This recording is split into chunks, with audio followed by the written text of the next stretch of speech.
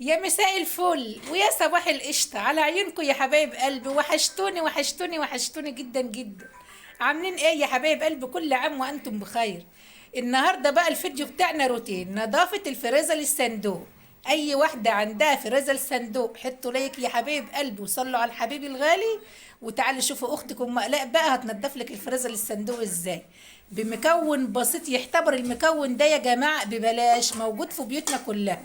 وخمس دقايق بس هتحطيها. هتحط المكون ده 5 دقايق بس وهتبص تلاقيه فاير لوحده والتلج واقع لوحده. رك ما تحطيه بس كده لو بمعلقه هتلاقي التلج كله وقع حته واحده. ودعوه حلوه منك بقى يا حبيبه قلبي، صلوا على النبي بقى وحطوا اللايك. قناتي على اليوتيوب باسم منوعات نهى رزق، وصفحتي على الفيسبوك باسم يوميات نهى رزق. وحطوا لايك لاختك ومتابعه للصفحه وسبسكرايب للقناه. وتعالي يلا شوفوا الفريزر اللي الصندوق هننضفوه مع بعض. النهارده بقى يا حبايب قلبي هننضف الفريزر ده مع بعض. بسم الله الرحمن الرحيم. حط كده يا حبايب بقى الفريزر. خد مني يا حبايب الاول. بسم الله الرحمن الرحيم. دي قشطه يا حبايبي، بحوش عشان اعملها زبده. هعملها معاكم برده زبده دلوقتي. خد يا حبايبي حط كده. انا بحوش القشطه كده واحطها زبده كده في الفريزر. لا حوش القشطه يا حبيبي، حوش القشطه. حط ورق كرنب اهو. بسم الله الرحمن الرحيم. ودي عجينه طعميه برده عاملاها عشان في رمضان السحور وكده. كل ده كده ورق كرنب. بسم الله الرحمن الرحيم. الفريزر اللي برد ده، قصدي الفريزر اللي هو الصندوق ده، حلو كل حاجه، بس تيجي بقى تدوري على الحاجه دي توقفي بقى على ما تجيبي الحاجه وتشقلبي الدنيا كلها. لكن هو حلو كبير وبياخد ياما.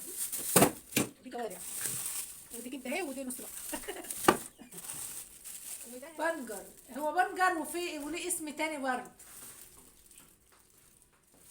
بعمل منه عصير على الفراوله بيبقى جميل قوي. ودي كده يا حبايبي اهي مانجا اللي انا كنت بعملها معاكم من الاول.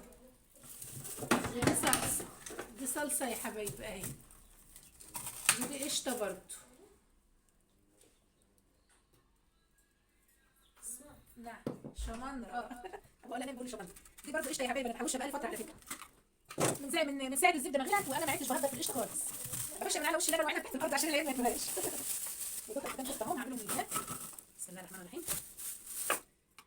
وده ليه احنا كنا زرعين بعضنا. حطيت برضه في الفريزر. ودي حلوه مني. نشوف بقى الفريزر بتاعنا ده فيه ايه من تحت. يا رب لقينا فاكهه وكيس اللحمه ولا حاجه. خد يا حلو، حط هناك الاول. امسكي. بيدوقني يا جماعه والله انا بقول نضف. هو بياخد ياما. ودي رد اهي، كنت انا مخزنها دي شوي السمك عشان لما اخلص رصيدي مش هاتش حاجه من حد. ما قلتش لحد دهات وما يبقاش يبقى عندي حاجتي. ودي يا حبايب قلبي دقه للمخلل اهي. دي دقه للمخلل، شوفوا جميله ازاي هي. ودي برده الاثنين دول دقه. عايزه تاكلي كمان؟ دي خدت محشي. خدي مني الاول كده بس عشان نخلص بسرعه. دي صلصه يا جماعه، ودي صلصه. تعالوا شوفوا بقى كده ايه الحاجات الحلوه اللي معانا دي تاني. وده فول اهو مسويها معاكم يا حبايب قلبي. وده فول صويا انا حطاه في الفريزر عشان لما نيجي نزرع الشويه دول حطهم عشان نزرعهم في الارض. لكن بقيت الفول كله انا بليته مره واحده وسلقته واللي فرمته كده بالطعميه فرمته. وده شمندر، اسمه شمندر. ده شمندر. ودي جوافه برضه رمضان. ودي بقى يا حبايب قلبي لونه خضرا اهي. هطلع منها برضه منها خدها كده شويه واحطهم تنزيل في البتاع على طول، في الكيس على طول. هطلع منهم بقى الطبخ على طول. ودي بسله خضرا يعني السنه اللي فاتت. شفت كل ده الكلام ده عندي بقى له فتره. قلت لهم يا خضرا يا حبايبي كنت برضه زارعينها مقدمه ومش اي حاجه خضرا برضه يا حبايب قلبي. احنا خزناها. زي يا حبايبي قرع عسل، بعمل منه بالبشاميل برضه. كل دي قرع عسل بالبشاميل بنشوه بصراحه اهو. خدي روح. وده بواقي اناناس اهو. خدي حطهم جوه برضه بنعملهم عسل دلوقتي. هم ضربوا كده بواقي اناناس ولا ايه؟ شوفوا كده. وده بدل متقطع والله دقت عليه عشان بحط منه على العدس. وده ايه؟ ده لبن كويس حلو قوي فاهم. ده لبن. حط اللبن ده لوحده يا روان عشان انا ضايقه على اللبن، مفيش لبن اليوم ده خالص. ودي زبده هي يا حبايب قلبي. حط برضه الزبده دي برضه يا روان لوحدها في الفريزر الصندوق. وده ورق كرنب اهو. ودي لوبيا خضرا هي يا حبايبي. بحط انا كل حاجه كده في الكيس مع بعضها بس بدوق برضه. دي مانجا صدر الحمامه ودي مانجا زبده سكريه. عندي برضه مانجا في الفريزر التاني ده في الفريزر الدراهم والثلاجه في المطبخ جوه. خد يا روان عشان ربنا كتير الاقي فرختين ولا حتى فرخه واحده ما لقيتش. ده كيس فرختين مع الثاني عشان بيفكوا. ده كيس كام عندي من السنه اللي فاتت مش هشتري اول السنه دي. عندي كيس لقيته برضه في الفريزر اللي اترد اهو مش هشتري. شوفوا بقى دي منجايه زبديه يا حبايب قلبي اهي. دي بقى دي كيس فيه كبده وقرصه ودي فيه بواقي حاجات كده شويه باميه خضرا وشويه خضرا عسل. كده خلصنا. كده الفريزر كده كله فضيته معاكم ولا لقيت كيس لحمه ولا لقيت فرخه بيضه. يلا الحمد لله. هنسيبه بقى بس 10 دقايق على ما التلج يفك لوحده عشان ما جربش الفريزر. وارجع لكم تاني بقى يا حبايب قلبي. عدى كده بقى يا حبايب حوالي ربع ساعه. على فكره انا رشيت شويه ملح على التلج. شوفوا بقى يا حبيبه قلبي لما ترش شويه ملح على التلج بيسيحوا. بسم الله الرحمن الرحيم. شايفين ايه رايكم؟ تعليم ببلاش يا حلوين. شوفوا التلج بقى فار ازاي اهو. بسم الله ما شاء الله. دعوة حلوة منكم بقى يا حبايب قلب لاختكم ام آلاء اهو. شوية الملح يا جماعة بيخلي التلج يفور اهو. بسم الله ما شاء الله. شوفوا شوفوا وقع في ثواني اهو. بسم الله ما شاء الله. يا ابو آلاء بقى، عشان ابو آلاء اللي قايل لي على الفكرة الحلوة دي اهو. بسم الله الله اكبر. الله يسترها معاك يا ابو آلاء ويخليك لنا يا رب. زي ما نتحرم منك يا ابو آلاء ابدا يا غالي عليا. وكل سنه وانتم طيبين. شايفين الملح اهو كده التلج يا حبايبي فار. شايفين اهو. شوفوا الحاجات اهو. واشيل بقى بالجرف الحاجات دي كلها اعبيها وحته قماشه بقى واطوق الدنيا. يلا بقى اللي عندها فريزر صندوق تشوف ام آلاء بتعمل ايه وتعمل زيها. شايفين يا حبايب قلبي اهو. هلم بقى التلج عشان ما اطولش عليكم الفيديو وارجع لكم تاني. صلوا على النبي بقى يا حبايب قلبي وحطوا لايك. ايه رايكم بقى في الجمال والحلاوه ده اهو. بسم الله ما شاء الله. الفريزر زي ما يكون لسه جاي جديد اهو. ولا في تلجايه ولا اسم حاجه ولا يتجرح منك ولا حاجه خالص اهو. شايفين يا جماعه؟ رأيكم بقى زي ما يكون لسه جاي. والله الفريزر ده عندي بقاله 11 سنة. بسم الله ما شاء الله.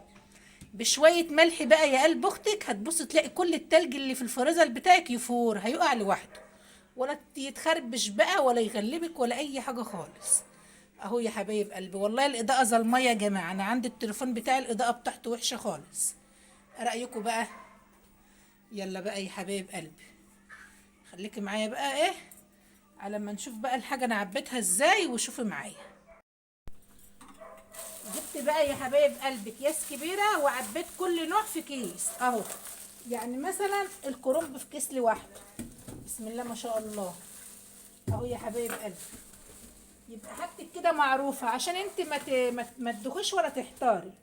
الحاجة كلها مثلا البسلة في كيسة لوحدها، البامية في كيسة لوحدها، الكرنب في كيسة لوحده، الفراخ في كيسة لوحدها، السمك في كيسة لوحدها.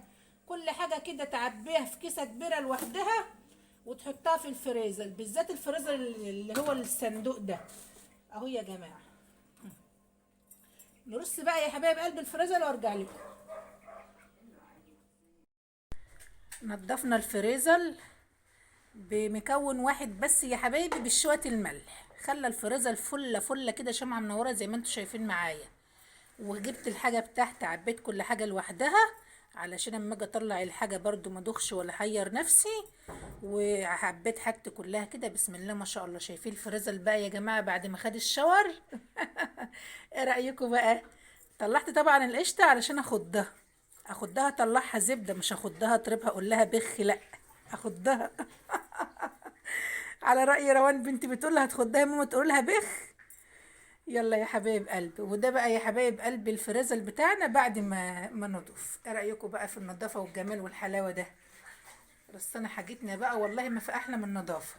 ما تكسليش بقى وبشوية ملح نضفي الفريزر بتاعك.